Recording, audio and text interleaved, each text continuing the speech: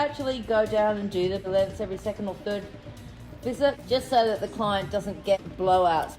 You can see there's a couple of these. I don't know whether you can see that there. There's a little bit of a blowout happening here.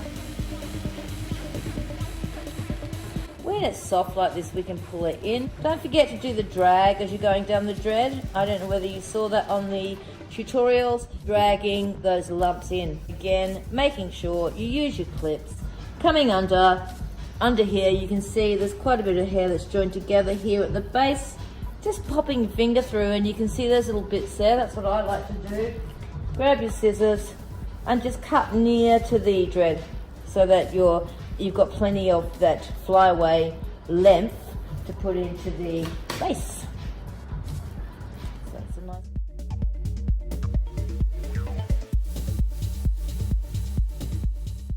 So I just wanted to talk about this little baby here. So you can see we've kind of we like to call this the cannibal dread.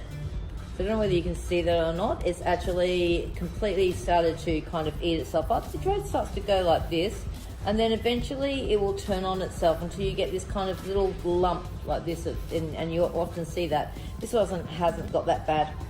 Just a little trick, tell your client to pull their dreads regularly. So just grabbing them and pulling them, it really helps with that particular issue.